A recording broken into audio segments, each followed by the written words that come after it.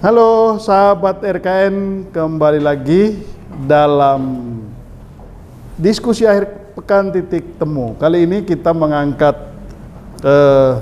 topik yang lagi rame saat ini, itu terkait dengan pemblokiran PSE yang dilakukan oleh Kominfo.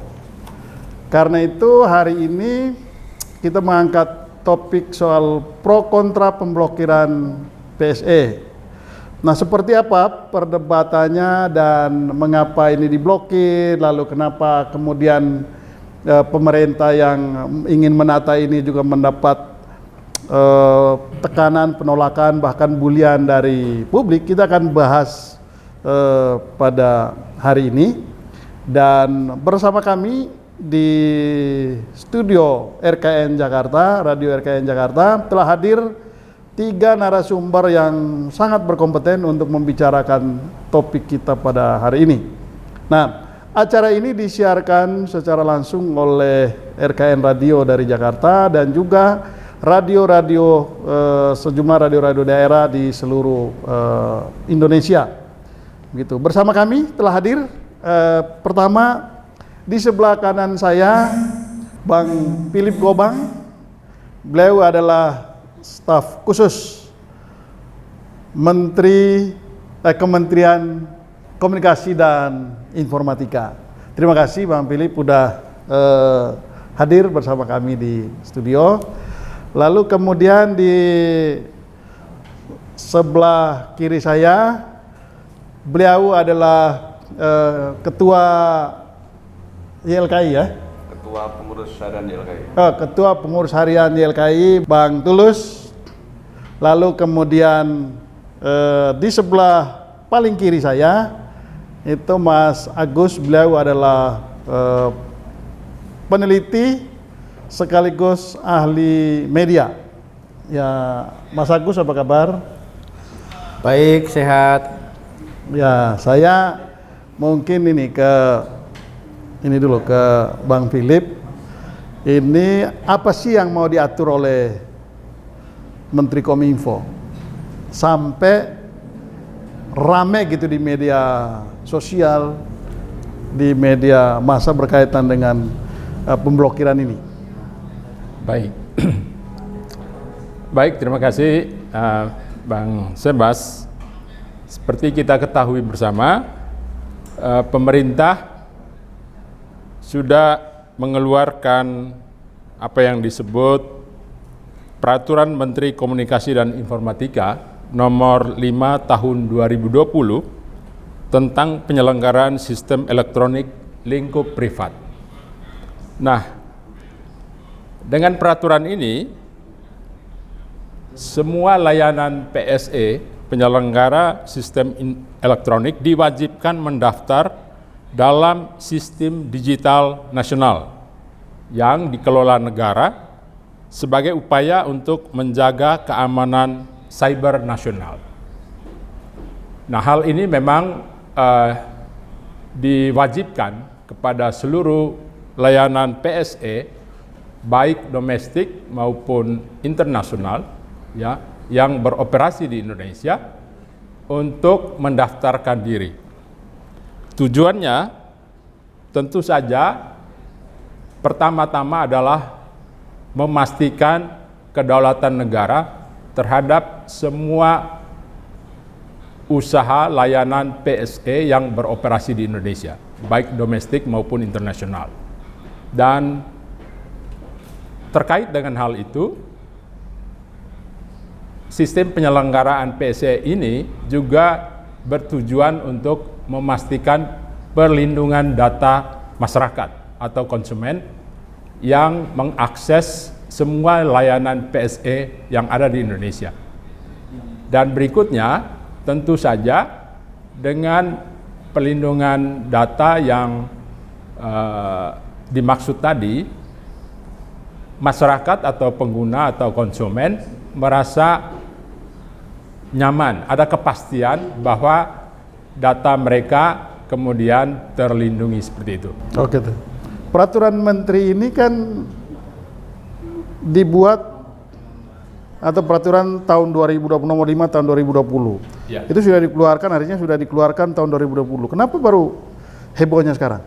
Nah, begini, betul bahwa ini sudah dikeluarkan pada tahun 2020 dan sebetulnya sejak saat itu Kementerian Kominfo juga sudah berupaya untuk menyampaikan kepada seluruh penyelenggara layanan PSE ya yang beroperasi di Indonesia.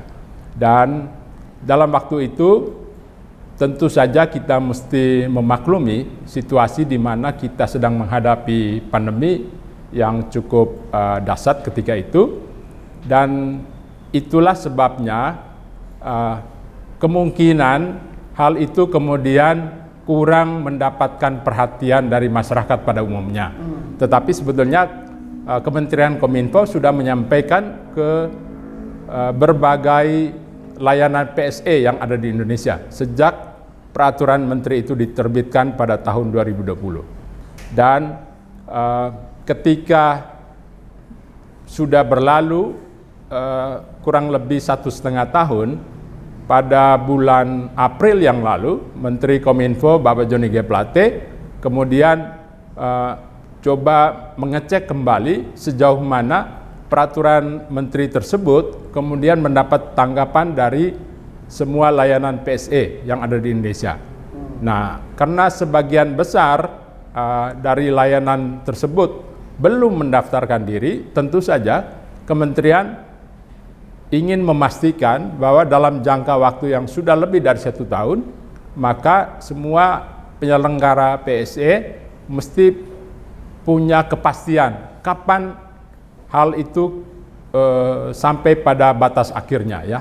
Dan beberapa bulan yang lalu Bapak Menteri kemudian memastikan bahwa tanggal 31 Juli ya, itu merupakan batas akhir dari pendaftaran layanan PSE tersebut. Oh, jadi setelah batas akhir itu masih ada yang belum mendaftar, maka kemudian diblokir gitu ya oleh ya. Kominfo. Oke, saya ke Bang Tulus dulu. Ya, Bang, ternyata itu dari tahun 2020 sudah disosialisasikan juga begitu, dan ternyata di blokir ini memang mereka yang tidak mendaftar, padahal jeda waktunya udah cukup panjang. Jadi protes-protes yang luar biasa itu sebetulnya itu karena ulah ini PSE yang tidak mau mendaftar itu. Bagaimana Abang melihat? Ya, terima kasih. Pertama untuk merespon kebijakan ini, saya kira memang kalau konteksnya normatif dan tekstual yang tertulis di dalam regulasi, memang apa yang dilakukan oleh Kominfo sudah semestinya dilakukan ya. Pertama teksnya sudah ada, perintah normatifnya ada di Undang-Undang ITE dan segala macam, dan juga sebenarnya kalau kita lihat dari sisi kedaulatan digital, ini jangan dalam rangka menegakkan kedaulatan digital itu sendiri. Kalau kita bicara soal fenomena digital yang memang saat ini merupakan satu wilayah yang sangat luas, sangat baru, dan kemudian negara dimanapun memang sudah melakukan itu. Nah, persoalannya memang menurut saya pemerintah justru terlambat di dalam mengantisipasi soal fenomena ini. Oh gitu, malah ya. terlambat ya? Terlambat dalam arti mengantisipasi dari sisi sosiologis, cultural, dan juga literasi digital itu sendiri, dan juga terlambat di dalam menyiapkan infrastruktur atau platform-platform yang katakanlah platform yang lokal buatan sendiri. Sehingga ketika kita saat ini diblokir, sementara konsumen sudah addicted dengan platform yang ada dan sangat bergantung secara ekonomi, ya menurut saya kan memang menjadi persoalan sosial dan ekonomi. Dan kalau ibarat perang, ini kan sebenarnya yang ngamuk bukan pelaku usahanya, tapi konsumennya, ya, masyarakatnya. Pelaku usaha saya lihat malah santai-santai saja, rileks-rileks saja, karena mereka tahu masyarakat sudah bergantung dan kemudian pemerintah tidak punya alternatif untuk itu. Oh, ya. Jadi jangan-jangan PSE ini memang dia tahu karena sudah banyak ke konsumennya, memanfaatkan konsumen itu untuk ngamuk-ngamuk ke pemerintah, padahal PC-nya sendiri yang tidak mengikuti persyaratan. Ya, bisa jadi seperti itu, ya. Memang ini satu hal yang anomali, tetapi menjadi faktual. Nah, menurut saya memang ya pemerintah pasti akan mengatakan sudah ada peringatan, ada masa transisi dan segala macam. Tapi faktanya kan untuk menuju ke sana kita lihat belum ada upaya-upaya untuk menyiapkan misalnya infrastruktur platform yang bisa menggantikan atau alternatif yang kira-kira bisa digunakan. Sebagaimana negara lain seperti China, juga negara-negara Eropa itu kan punya platform-platform yang bisa menggantikan atau menjadi alternatif. Nah, di Indonesia ini kan sudah di satu sisi pemerintah begitu gembor-gembor untuk kita era digital ekonomi, kita masuki era digital yang sangat masif, tapi pemerintah sendiri merasa seperti dinina-bubukkan dan kemudian tidak menyiapkan hal ehwal yang mendukung untuk itu.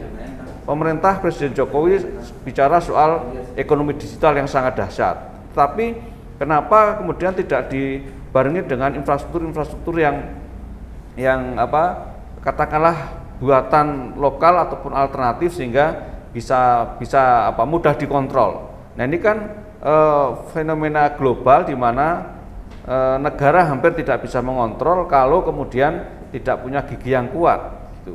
Nah, di sisi lain konsumen juga literasi digitalnya juga rendah ya, sehingga tidak mengerti bahwa ini ada soal perlindungan data pribadi yang tadi disinggung, yang memang kita harus lindungi bersama-sama. Kemudian juga untuk keamanan nasional dan segala macam, itu menurut saya belum tercapai. Jadi ibarat satu penyakit ini sudah kronis, tetapi menurut saya solusinya memang bukan semata-mata normatif, tapi juga ada step-step yang bisa dilakukan sehingga tidak menimbulkan satu kerancuan baik sosial, ekonomi ataupun normatif. Oh gitu, oke. Saya ke Mas Agus dulu. Mas Agus, ini Bang Tulus setuju bahwa ini memang perlu diatur kalau kita bicara soal kedaulatan digital itu sendiri. Nah, menurut sampean memang ini perlu diatur. Iya, yang pertama tentu kita perlu bersimpati ya, berempati kepada kelompok masyarakat yang dalam beberapa hari ini terganggu. Jadi tidak bisa mengakses layanan PayPal, tidak bisa mengakses layanan Epic Games dan macam-macam. Tentu kita berempati ya, bersimpati. Tapi kalau dari aturan mereka, dari tahun 2020 kan sudah lama dong. Betul, Mas betul. Agus, bukan baru ujuk-ujuk kan? Iya, aturan ini. Artinya begini, apapun yang kita lakukan, kita tetap harus punya empati kepada masyarakat yang terlanjur menggunakan layanan itu dan untuk sementara waktu terganggu, gitu ya. Jadi dan ini memang dilema. Ini dilema dalam arti begini, di satu sisi ada sekian banyak masyarakat yang terlanjur menggunakan berbagai layanan digital itu. Kita harus melindungi kepentingan mereka, satu sisi.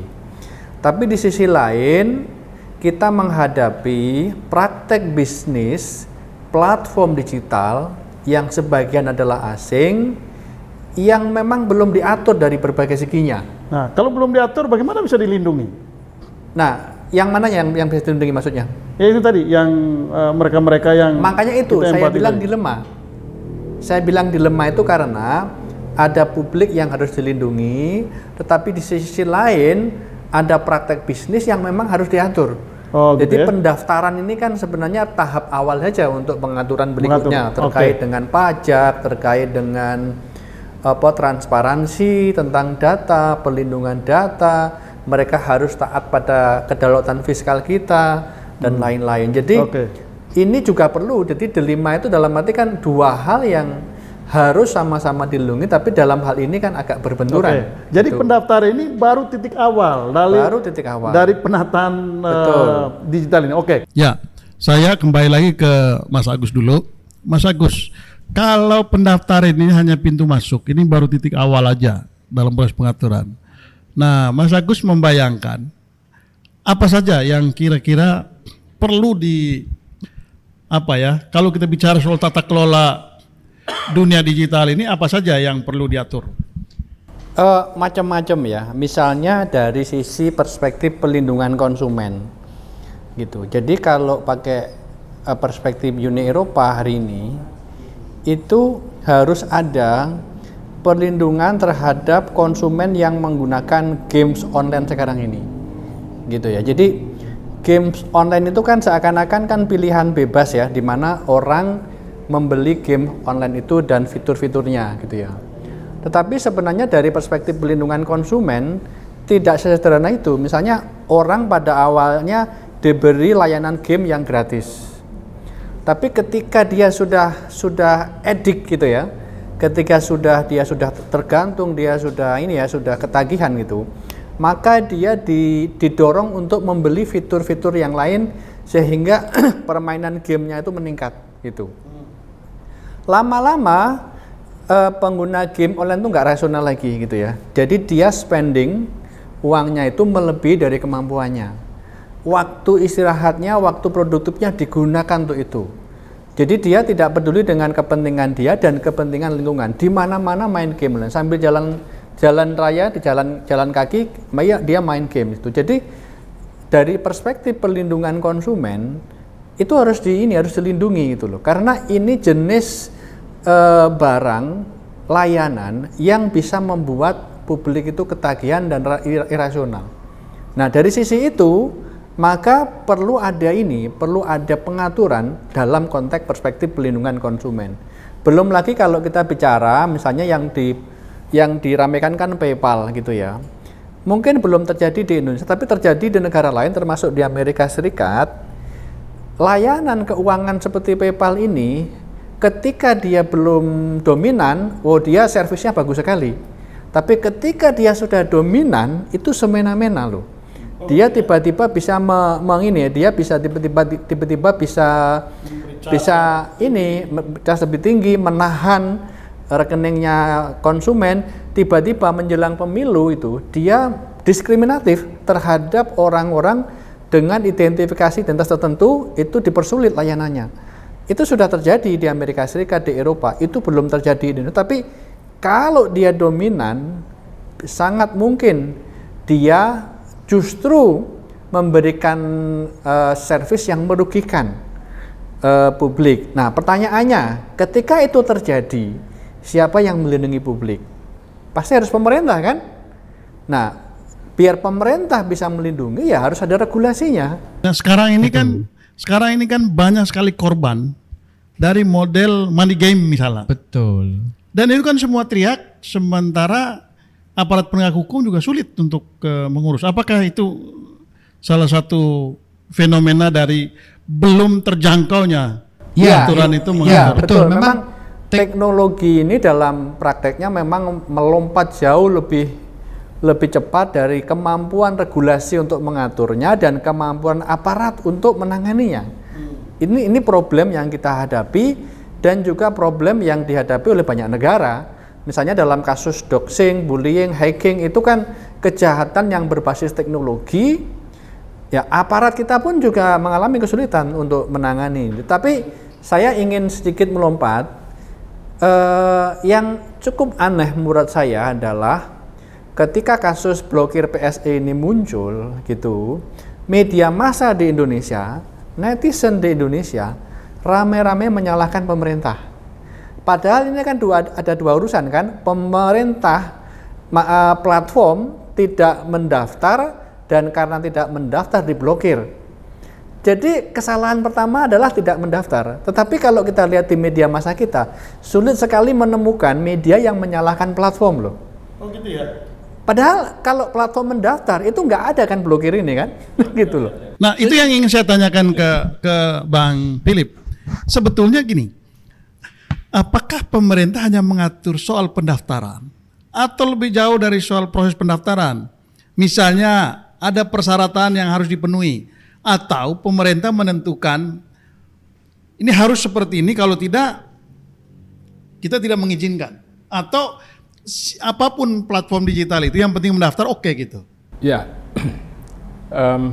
Sebelum ke situ, Bang Sebas, saya ingin menyampaikan data per Jumat 5 Agustus 2022 sudah ada 9.414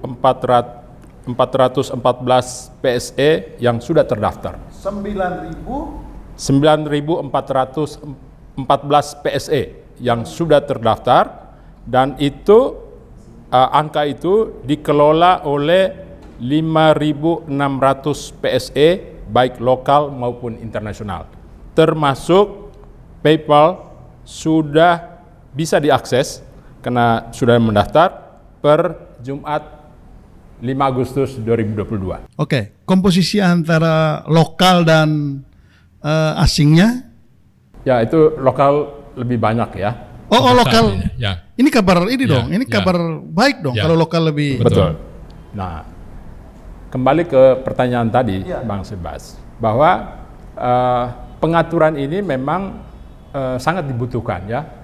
Dan menurut ketentuan dari peraturan menteri ini, ya kita melihat bahwa syarat pertama memang dia mesti mendaftar, karena bagaimanapun juga semua penyelenggara platform ini berusaha di Indonesia. Karena kalau tidak, dia pertama tidak dianggap apapun ya, karena dia berusaha tapi statusnya seperti apa? Tidak jelas itu. Nah, ini sama saja dengan semua usaha yang ada di dunia nyata. Ketika kita ingin membangun sebuah usaha, apapun jenisnya, apapun namanya, sudah pasti ada syarat-syarat fisik yang mesti kita penuhi. Nah, aturan-aturan fisik yang sudah biasa berlaku di dunia nyata, ini ingin kita bawa, kita lakukan hal yang sama di dunia maya. Karena bagaimanapun juga, semua usaha yang berkaitan dengan kehidupan masyarakat mesti ada aturan main yang jelas, ya. Sekalipun itu dia ada di dunia maya, ya. Nah, karena itu untuk saat pertama pemerintah memang mewajibkan semua usaha tersebut, berbagai platform tersebut, dia harus mendaftar. Sebab dengan begitu maka dia diakui bisa atau boleh berusaha di Indonesia, dan pada saat yang sama semua platform tersebut mesti mematuhi semua aturan main yang ada di Indonesia yang sudah diatur oleh negara. Seperti itu. Apakah, pertanyaannya, apakah setelah itu kan sudah 9.000 sekian tadi sudah mendaftar, apakah setelah mereka mendaftar otomatis mereka sudah boleh beroperasi di Indonesia? Sudah syarat pertama diminta untuk mendaftar mereka sudah lakukan, dan itu berarti mereka sudah boleh berusaha di Indonesia. Atau itu baru tahap berikutnya untuk proses seleksi? Karena kan begini, ini Bang Philip, ini kan platform-platform digital ini kan dia bisa membawa manfaat, bisa membawa madu, tapi sekaligus bisa membawa racun juga, ya kan? Ya. Nah, apakah semua platform yang sudah mendaftar ini otomatis nanti mereka ikut beroperasi di Indonesia, atau sudah dianggap legal, atau masih ada tahap berikutnya melakukan seleksi? Oh, ini kalian tidak memenuhi ketentuan-ketentuan yang ada di Indonesia. Katakanlah kita ngambil contoh. Sekarang kita ngomong soal pornografi. Ini platform-platform digital ini sudah seenaknya mengumbar pornografi misalnya di dunia maya gitu. Nah, ini bagaimana soal pengaturan itu? Nah, tentu saja hal seperti ini sudah pasti akan diatur lanjutannya, ya, karena ini sangat terkait dengan konten, ya, sangat terkait dengan konten, dan itulah sebabnya dengan dia mendaftar sudah pasti pemerintah punya kepastian bahwa platform A, B, C dan seterusnya ada dan berusaha di Indonesia. Nah, kalau kita membaca lebih rinci peraturan menteri tersebut, maka hal-hal yang tadi ditanyakan oleh Bang Sebas itu semua sudah diatur. Jadi bila mana nanti pada ya kita tentu tidak mengharapkan, tetapi bila mana terjadi satu platform dia kemudian menyediakan akses di mana bertentangan dengan ideologi ya, atau melawan hal-hal yang terkait dengan tata krama moralitas masyarakat. Hal itu juga akan diatur, dan disitulah sebetulnya pihak hukum ya, penegakan hukum bisa masuk ke situ. Oke, tapi Jadi, itu sudah diatur, sudah ada. Sudah ada. Betul. Nah, kalau kita baca lebih rinci di peraturan itu ada. Oh, ada oke. lanjutannya. Saya ke Bang Tulus dulu. Iya. Nah, Bang, saat ini diblokir karena sejumlah penyelenggara ini sistem elektronik ini tidak mendaftar. Paling tidak sampai batas waktu yang ditentukan tidak mendaftar. Nah, setelah mendaftar, ini nanti juga akan dilihat apakah PC-PC ini memenuhi atau menjalankan atau menaati aturan-aturan yang ada atau tidak. Artinya begini, setelah ini kalau ada yang tidak memenuhi ini juga akan akan dikenakan sanksi atau diblokir lagi dong. Ya, tadi saya katakan di awal bahwa rezim pendaftaran itu kan dalam konteks untuk menegakkan kedaulatan digital itu.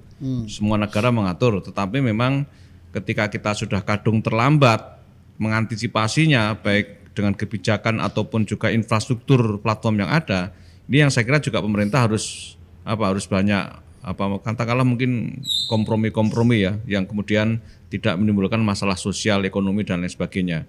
Kedua, ketika sudah didaftar memang tidak serta-merta persoalan selesai dalam konteks pelindungan pada masyarakat.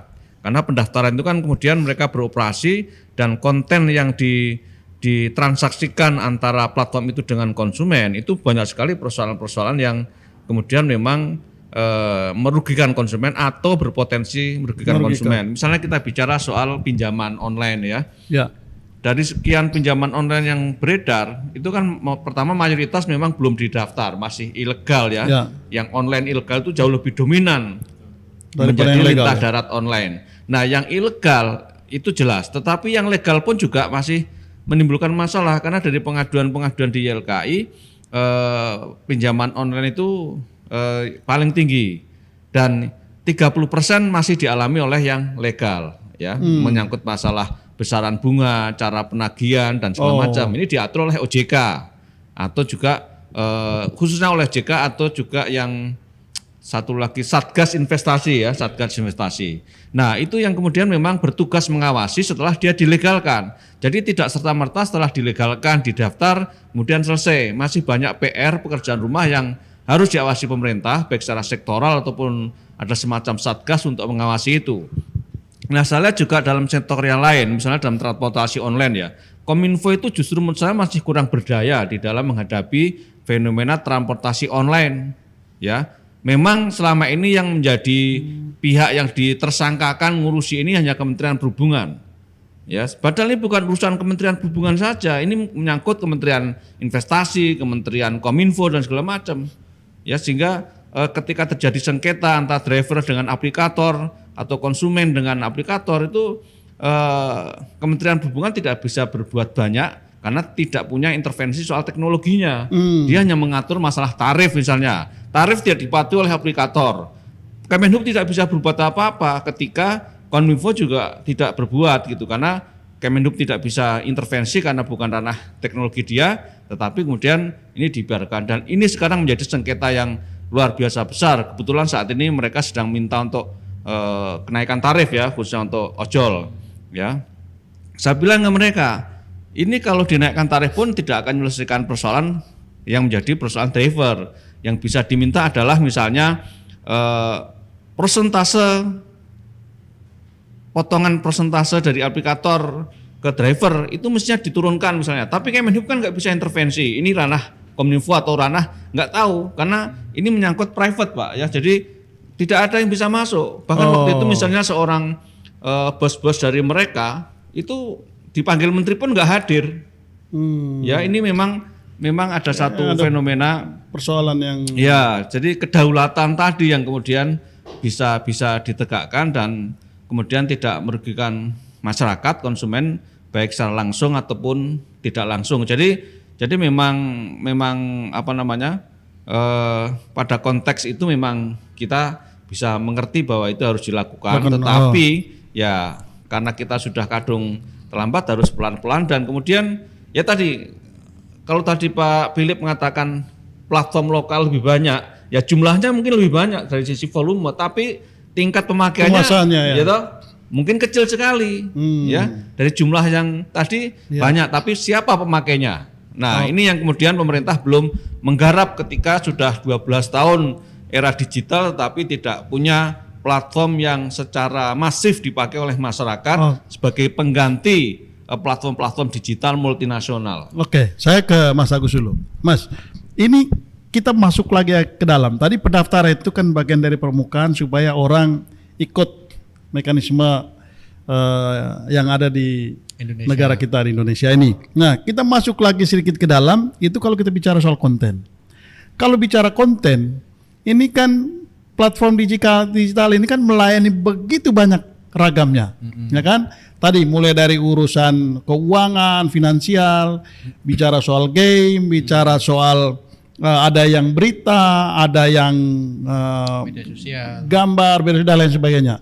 Berarti kan ini pengaturannya banyak sekali, Betul. ya kan? Betul. Nah, ini bagaimana cara mengatur sekian banyak ragam itu? Iya, jadi istilahnya yang pertama adalah domestifikasi platform digital. Platform digital itu didomestifikasi sebagai urusan nasional. Karena selama ini kan ini lintas negara, dan karena lintas negara tidak diatur secara nasional, maka secara praktisnya hanya satu negara yang mengatur internet ini, Amerika Serikat. Pertama itu. Aplikasi asing maupun aplikasi domestik ini harus mengikuti mekanisme. Maksud saya begini, jangan sampai urusan internet itu hanya diatur oleh satu rezim secara global, yaitu Amerika Serikat. Maka negara-negara sekarang itu mencoba mendomestifikasi dengan cara membuat regulasi-regulasi. Itu Uni Eropa itu yang paling kenceng itu ya. Enak aja Amerika Serikat ini namanya globalisme, unilateralisme. Jadi internet itu fenomena global, tapi yang mengatur dan mengambil surplusnya itu hanya satu negara. Nah, itu Amerika Serikat. Ya, itu yang sekarang sedang dipersoalkan di seluruh dunia. Maka dari itu langkah mengatur PSE ini, meskipun ada beberapa kelemahan, saya lihat itu, ini adalah langkah yang tepat. Di Asia Tenggara kita yang pertama yang berani melakukan itu. Maka oleh karena itu menurut saya dengan beberapa perbaikan, Mas Tulus ya, Kominfo harus jalan terus ini dengan kebijakan itu. Nah, saya sekarang ingin jawab pertanyaan Mas Bung Sebas, pengaturannya apa aja? Itu macam-macam, Mas. Ada yang mengatur soal data yang GDPR itu, undang-undang PDB yang kita belum selesai, mudah-mudahan cepat selesai. Ada yang disebut social media law, undang-undang sosial media, itu mengatur konten media sosial. Prinsipnya kalau ada hoax yang meresahkan masyarakat, yang tanggung jawab bukan hanya orang yang membuat hoax, tapi platform yang menyebarkan, Facebook, Twitter, dan lain-lain. Itu undang-undang media sosial. Kemudian ada publisher right yang mengatur hubungan antara media massa dengan agregator, dengan platform media sosial. Kemudian ada divert tax regulation, undang-undang tentang pajaknya. Biar Google, Facebook itu membayar pajak di sini ketika ada transaksi di Indonesia, bukan bayar pajaknya di sana, di negaranya sana. Jadi istilahnya memang perlu ada gugus regulasi yang mengatur tentang digitalisasi ini, dan itu macam-macam regulasinya. Ini saya bayangkan kalau itu masing-masing dibuatkan undang-undang 10 tahun juga nggak bakal kelar itu, Mas. Betul. Ya, menurut saya yang urgent mungkin salah satunya adalah undang-undang perlindungan data pribadi itu, karena ini sangat menyokong terhadap sistem digital dan PSE. Nah, sampai sekarang kan undang-undang ini belum disahkan, katanya akhir tahun ini ya, yang oleh Kominfo dan Komisi 1. Ini yang saya kira sangat urgent untuk itu. Nah, soal rezim pendaftaran itu kalau saya lihat di sektor e-commerce itu sebenarnya sudah ada PP 80 tahun 2019 di mana setiap platform e-commerce yang berbisnis di Indonesia itu pertama harus terdaftar di Kementerian Perdagangan. Kedua harus punya kantor cabang di Indonesia. Tapi saya nggak tahu apakah mereka yang besar-besar ini sudah mematuhi itu atau belum, dan apa reaksi pemerintah atau sanksi pemerintah untuk yang multinasional itu seperti Alibaba atau Amazon.com. Mereka kan saya nggak tahu sudah punya cabang di Indonesia atau belum. Berdasarkan PP 80 2019, dia harus punya cabang di Indonesia untuk melindungi konsumen, karena Kalau dia mau main di Indonesia. ya pasti sudah main, mereka banyak konsumennya yang beli dari sini kok. Oke.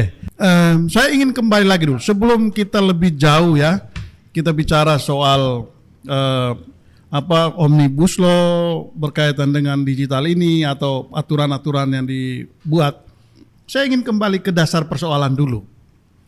Apa sih yang diributkan oleh netizen terkait dengan pemblokiran ini? Mungkin Mas Agus dulu. Ya, kalau di media sosial, jadi saya malah begini, Bung Sebas ya. Ini kan di media sosial dalam seminggu ini itu kan digunakan oleh para netizen yang merasa kecewa untuk membuli Kemenkominfo, membuli, memaki-maki bahkan dengan kata-kata yang kasar gitu ya. Mereka kecewa betul gitu ya. Blokir Kominfo. Nah, saya malah bilang begini pada teman-teman saya, bahwa media sosial hari ini digunakan untuk menghakimi Kemenkominfo tanpa kesempatan Kemenkominfo untuk membela diri, itu justru menunjukkan ada masalah dengan media sosial ini. Ada masalah dengan media sosial ini karena media sosial itu seperti memfasilitasi satu pihak menghakimi pihak yang lain tanpa ada etika. Justru itu menunjukkan dibutuhkan regulasi yang mengatur paling tidak media sosial. Karena kalau media sosial itu kita anggap ruang publik baru atau ruang publik digital, itu pasti ada etikanya gitu loh. Jadi kalau Kemenkominfo dikritik, kritik itu beda dengan a priori, beda dengan maki-maki. Dan kalau dia ruang publik, pasti ketika Kemenkominfo dikritik dengan keras, Kemenkominfo harus punya ruang untuk menjelaskan. Nah, itu berarti ada yang bermasalah di platform media sosial kita ini. Kenapa? Karena proses penyebaran konten di media sosial sepenuhnya diserahkan pada mesin. Dan mesin itu tidak bisa memastikan bahwa konten, ujaran, kritik yang muncul di ruang media sosial itu sesuai dengan nilai-nilai publik. Gitu. Jadi menurut saya malah ketika kemarahan yang berlebihan di media sosial itu diungkapkan di sana, justru menunjukkan justru karena itu media sosial perlu diatur ini. Meskipun pengaturannya tidak boleh bertentangan dengan prinsip-prinsip kebebasan, demokrasi dan lain-lain. Nah, yang kedua yang saya lihat kemarahan-kemarahan ini belum membayangkan bahwa PayPal, Yahoo, Google, Facebook itu juga rezim sebenarnya. Dan mungkin dalam beberapa hal ini rezim yang bahkan lebih kuat dari negara sekalipun. Sehingga menurut saya idealnya media massa, media sosial lintas negara ya. Lintas negara dan belum diatur oleh regulasi yang ketat gitu. Jadi menurut saya harusnya civil society, media massa mengkritik pemerintah. Nggak masalah karena memang media massa, civil society itu nature-nya memang mengkritik kekuasaan kan, mengkritik pemerintah itu sudah benar. Tetapi kalau mereka tidak bersikap kritis kepada platform digital, itu menurut saya aneh. Karena itu juga rezim sebenarnya. Itu juga sebentuk kekuasaan gitu. Jadi balancing lah mestinya. Gitu. Tapi kan kita nggak bisa mengatur netizen ini masalahnya. Nah, tapi substansi yang dikritik dari netizen ke pemerintah ini apa sebetulnya, Mas? Ya, dengan pemblokiran ini. Kalau secara umum kita lihat yang kritik itu kan dianggap melanggar hak publik untuk mengakses informasi ya, karena dengan pemblokiran itu kan kemudian akses kita menjadi terbatas, yang selama ini tidak ada batasan menjadi terbatas bahkan tidak ada. Kemudian kalau saya lihat juga mereka marah karena sudah mengganggu periuk nasi. Ya, karena sebagian bergantung kepada platform-platform ini, apakah dia sebagai seniman, sebagai pelaku-pelaku ekonomi kreatif dan lain sebagainya, itu yang kemudian nasibnya terancam. Itu kalau kita lihat dari kemarahan-kemarahan mereka di media sosial. Tetapi memang ini juga harus kita kritik dalam arti ketika Kominfo ini melakukan pemblokiran ini, kita lihat juga tidak ada sinergi dengan kementerian lain yang terdampak kalau saya baca di media ya. Khususnya Kementerian Keuangan dan khususnya Ditjen Pajak. Karena ketika ini diblokir ternyata ada platform yang kemudian tidak bisa membayar pajak karena platformnya diblokir. Nah kemudian orang Ditjen Pajak mengaku, kami kok tidak diajak bicara oleh Kementerian Kominfo. Harusnya kami diajak bicara dulu sebagai pihak yang akan terkena ataupun antar kementerian lembaga gitu. Mestinya kan ada satu sinergi bersama gitu. Nah ini saya kira juga satu catatan yang harus diberikan oleh Kominfo terkait hal ini. Kira-kira begitu, Bu. Oke, ya Bang Philip, apa saja kritikan yang diterima oleh Kominfo sejauh ini yang diidentifikasi oleh Kominfo? Ya, banyak ya. Sebagian tadi sudah digambarkan oleh Mas Agus tadi ya. Dan saya kira Kominfo memang dalam konteks ini, dalam konteks yang lebih besar sebetulnya sudah bisa mengantisipasi. Artinya begini, kalau kita melihat perkembangan informasi yang kita alami saat ini, khususnya dalam 2 tahun terakhir sejak menghadapi tantangan global pandemi, ada kebutuhan yang sangat tinggi terkait dengan akses internet, di mana memberi kesempatan kepada publik, kepada masyarakat di tingkat manapun, di level apapun, untuk mengakses apa saja melalui internet. Nah, pada saat yang sama, Kominfo menyadari bahwa dengan terbukanya peluang mengakses segala informasi melalui internet, perlu juga menata bertumbuhnya ekosistem digital. Kenapa? Karena kalau tidak, maka ketika publik atau masyarakat merasa hal-hal yang sangat privat berhubungan dengan akses dia ke platform apa saja terganggu, dia kemudian melampiaskan kemarahannya dengan berbagai cara ke pemerintah, dalam hal ini ke Kementerian Kominfo. Nah, karena itu menghadapi situasi seperti ini, Bung Sebas, Kementerian Kominfo pada saat yang sama juga sangat mendorong adanya atau perlunya literasi digital. Kenapa? Karena disitulah sebetulnya masyarakat secara luas diberi pembelajaran, pencerahan bagaimana menggunakan akses internet itu dalam berbagai platform dengan baik dan benar. Ada 4 kurikulum dasar yang saat ini didorong, bahkan menjadi hal yang sangat penting dalam program Kementerian Kominfo terkait dengan literasi digital, yaitu etika digital, keamanan digital, kecakapan digital, dan budaya digital.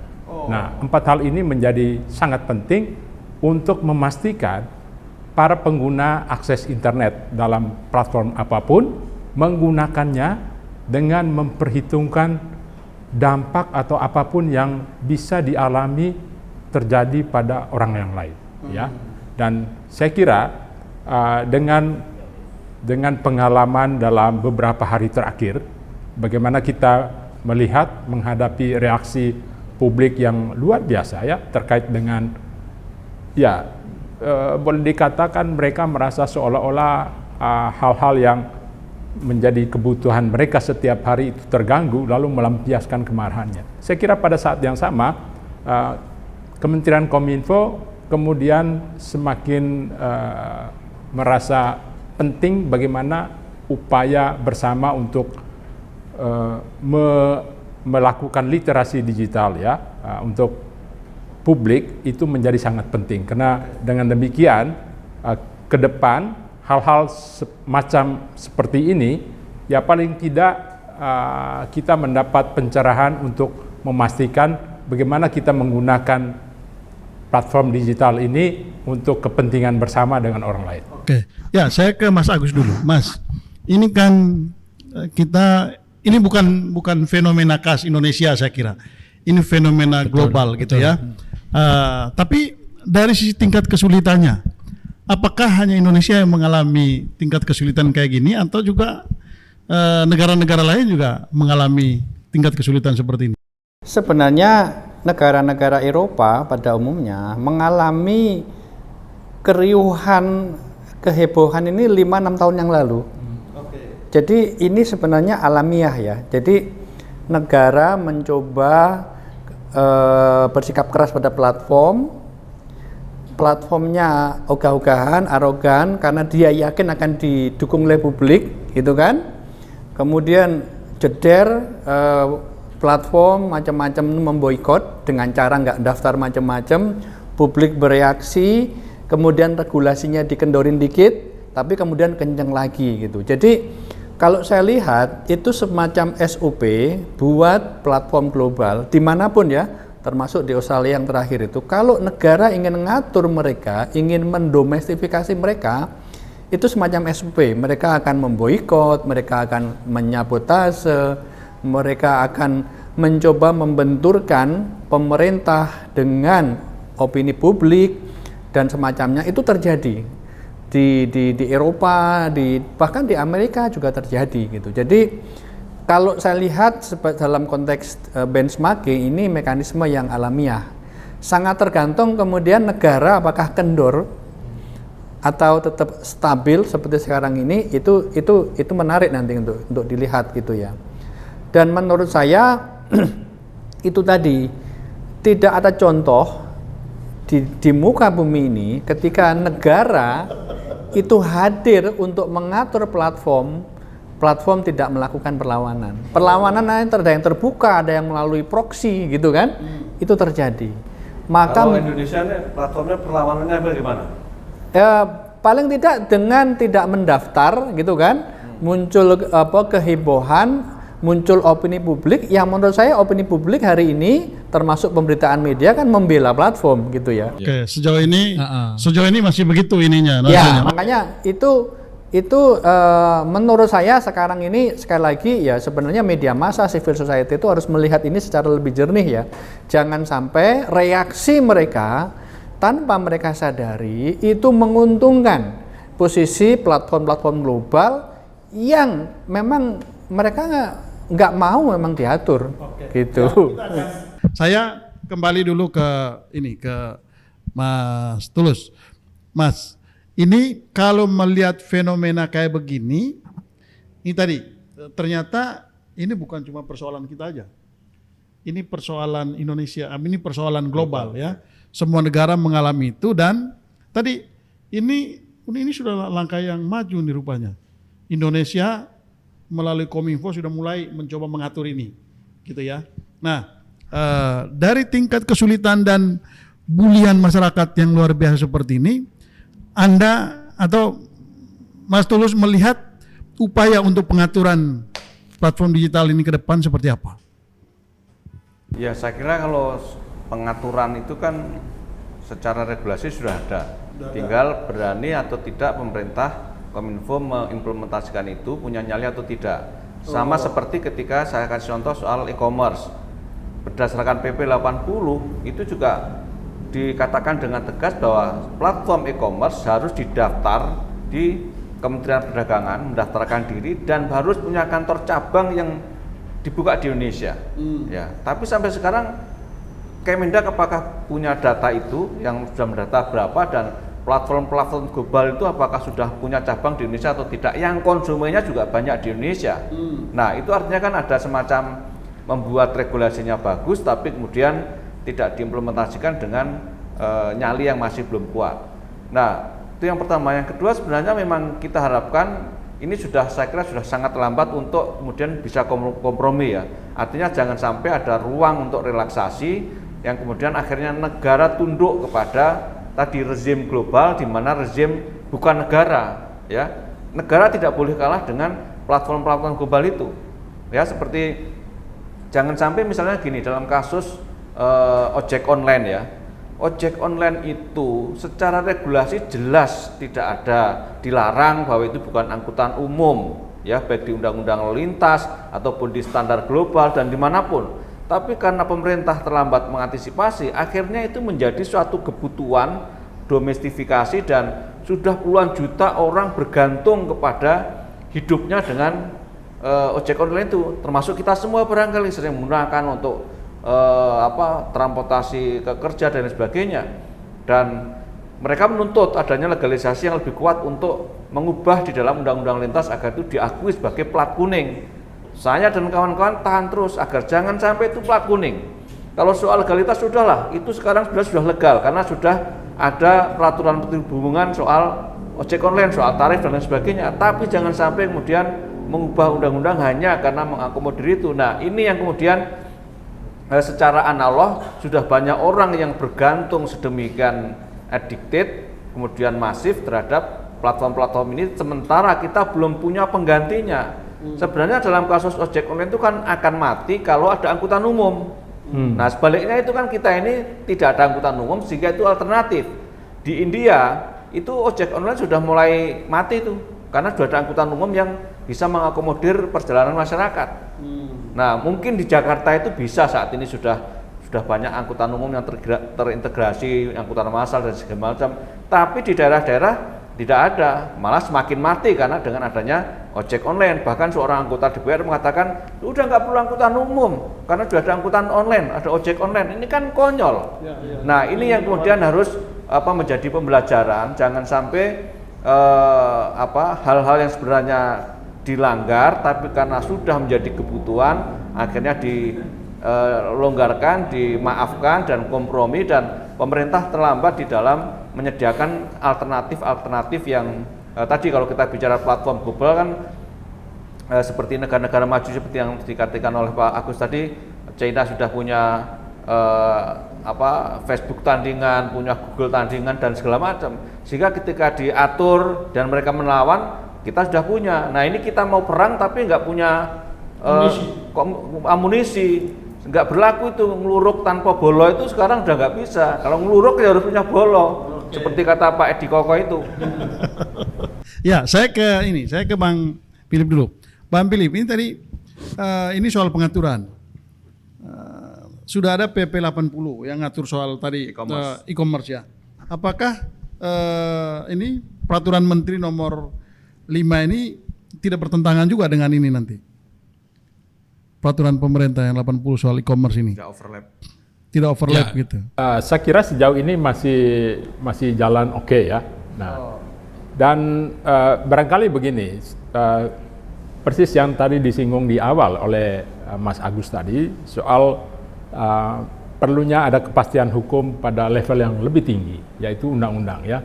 Nah, tadi sudah disinggung undang-undang PDP ya, Pelindungan Data Pribadi.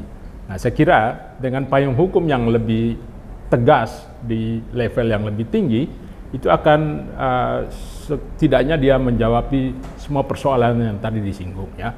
Dan kita tentu berharap bahwa undang-undang PDP yang terhenti sudah cukup lama ya bisa segera selesai pada akhir tahun ini mudah-mudahan. Dan saya memang tidak bisa menerangkan secara jelas di sini karena itu ada di bidang atau di bidang panja, sudah panja.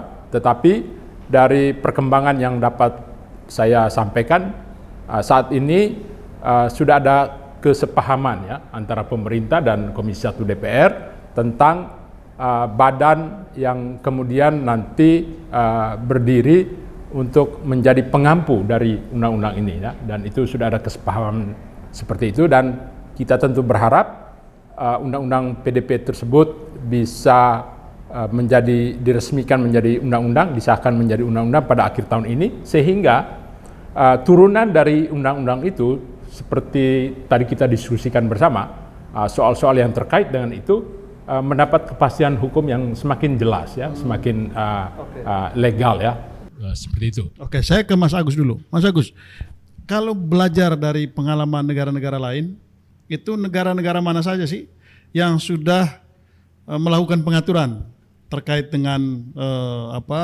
terkait dengan PSE ini? benchmarkingnya ya. Ya, iya. Sebenarnya Negara mana aja?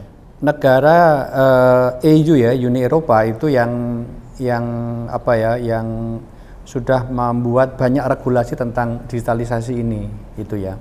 Uni Eropa membuat undang-undang copyright, kemudian negara-negara anggotanya kemudian mengatur pada level nasional gitu.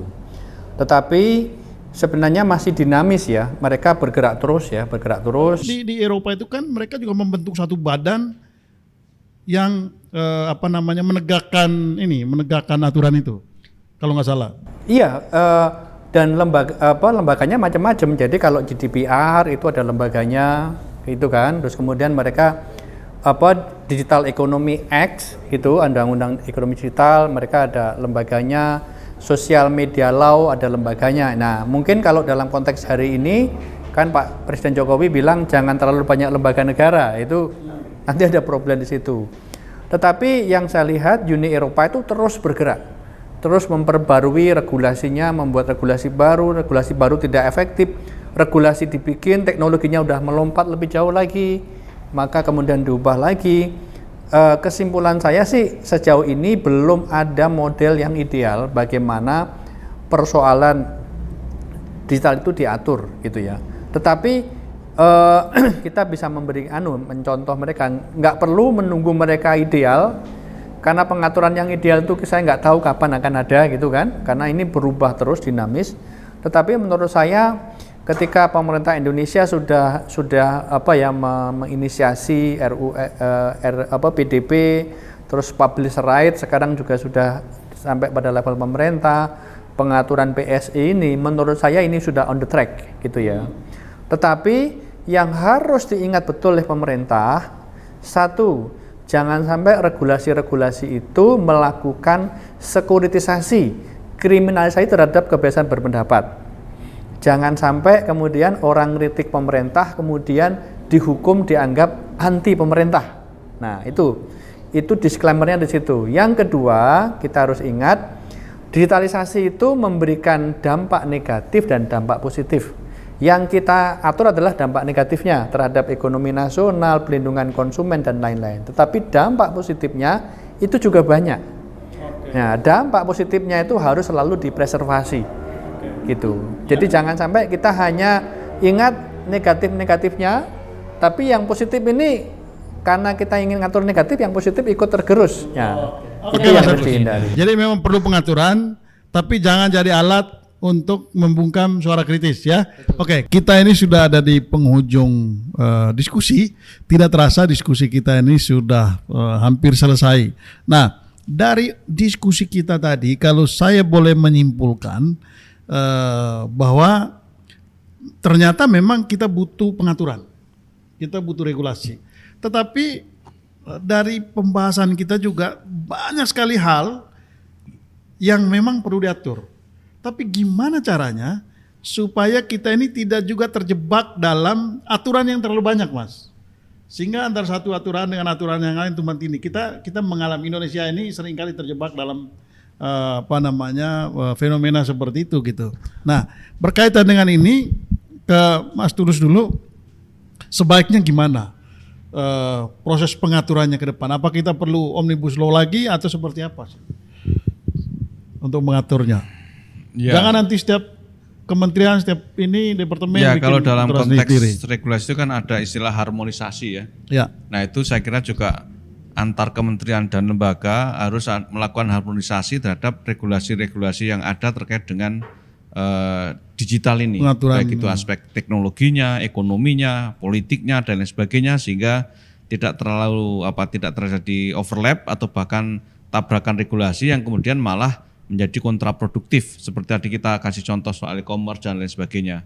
Yang terpenting bagi masyarakat ini kan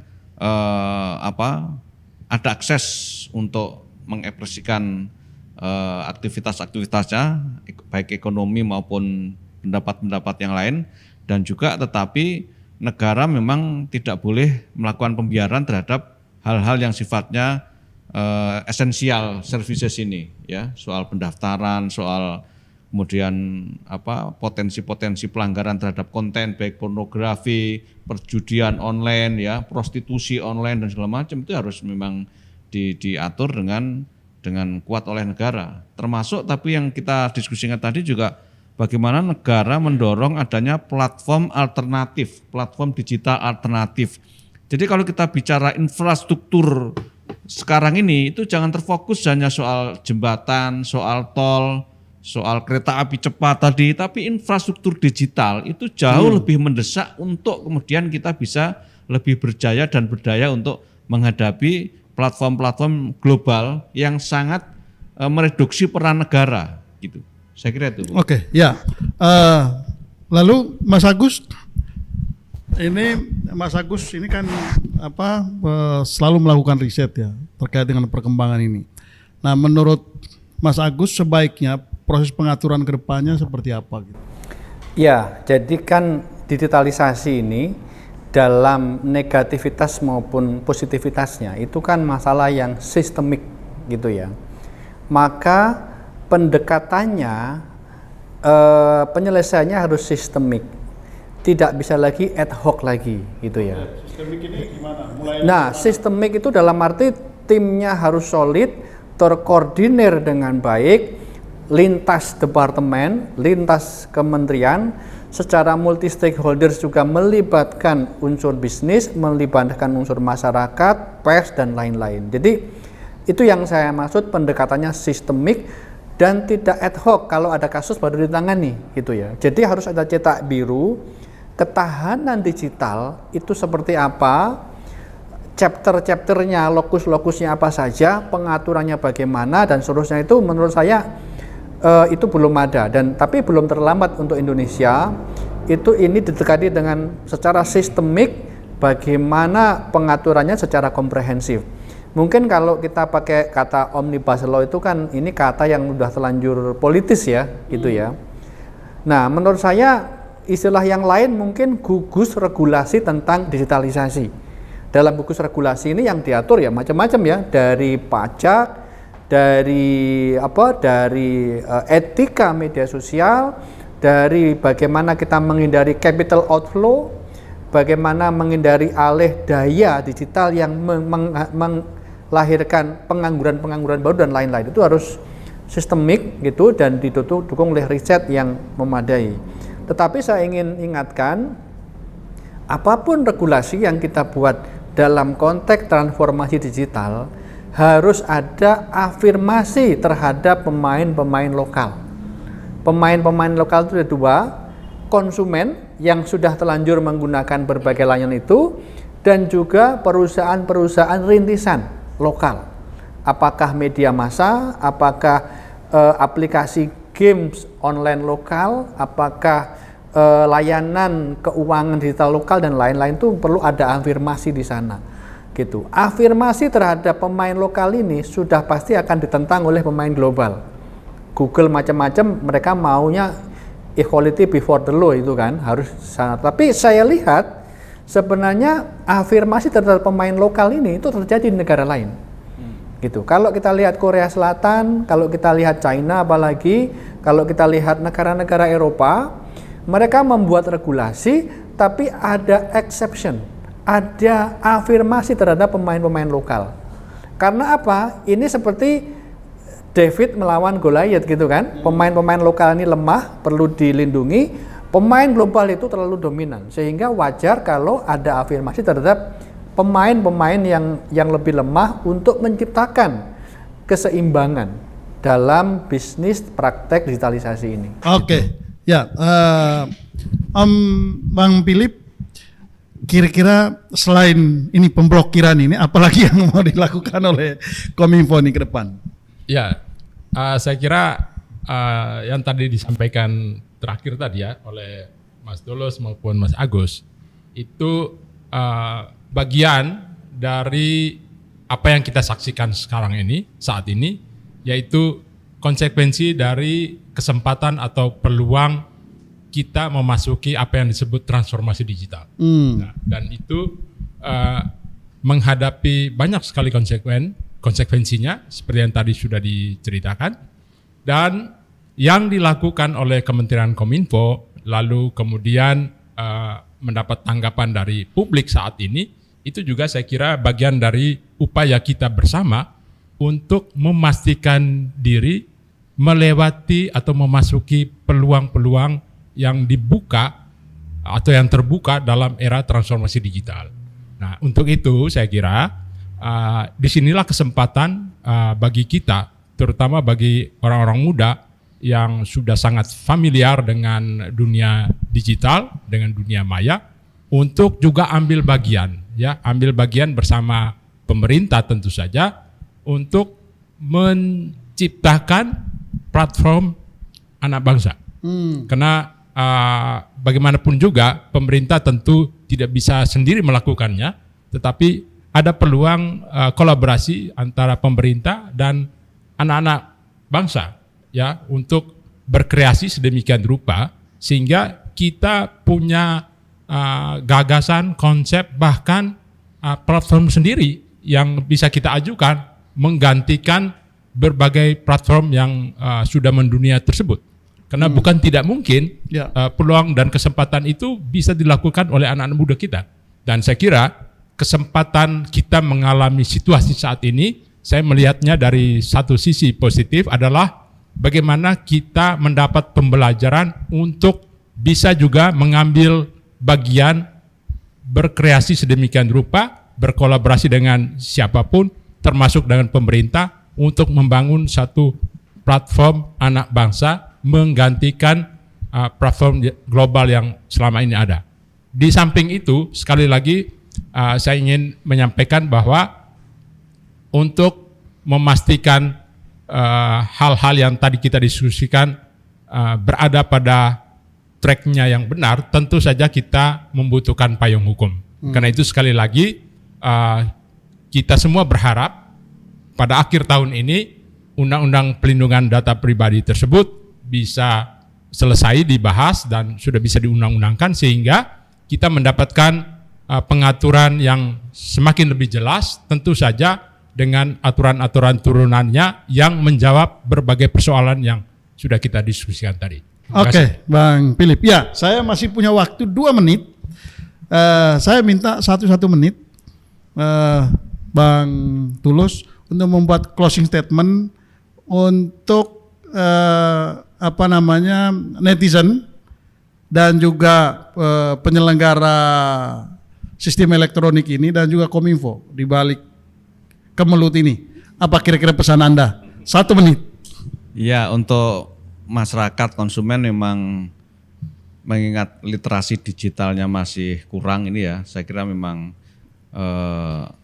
walaupun ini bukan instan ya, tapi pemerintah siapapun harus meningkatkan upaya literasi digital dan juga kecakapan digital untuk masyarakat, dan masyarakat juga harus mulai membaca, ini mungkin terlalu teknis ya, membaca kontrak-kontrak perjanjian ketika dia masuk dalam platform digital sehingga tidak terkooptasi data-data pribadi yang tidak diperlukan dan atau merugikan dalam konteks transaksi soal pinjol dan lain sebagainya. Itu yang paling mikro, dan yang paling ini ya saya kira mencoba melakukan empati terhadap bahwa ini kondisi memang sangat kritikal ya, sehingga semua pihak harus melihat secara jernih persoalan sehingga tidak terjadi kedaulatan negara terhadap kedaulatan digital harus kita tegakkan. Oke, ya Mas Agus, 0,5 menit. Closing statement atau pesan untuk netizen. Ya, jadi netizen, civil society, media massa, saya kira wajar kalau mereka mengkritik pemerintah ya. Memang kalau pemerintah ada kelemahan nggak apa-apa dikritik aja. Itu energizer buat pemerintah. Tetapi saya kira harus ada balancing. Ingat, platform digital terutama yang besar-besar itu juga rezim. Itu rezim ekonomi politik, itu rezim ekonomi politik global. Gitu ya. Jadi kalau pers dan civil society mengkritik pemerintah, harusnya mereka juga punya sikap kritis terhadap platform-platform global itu, karena platform global itu juga rezim. Itu satu kekuasaan yang bisa menggunakan kekuasaannya itu untuk hal-hal yang negatif yang merugikan publik. Jadi please to be balanced lah. terhadap dua entitas ini gitu. Oke, terima kasih Mas Agus, terima kasih Mas Tulus, terima kasih Bang Philip. Nah, kita akan jumpa lagi dalam diskusi titik temu pekan depan.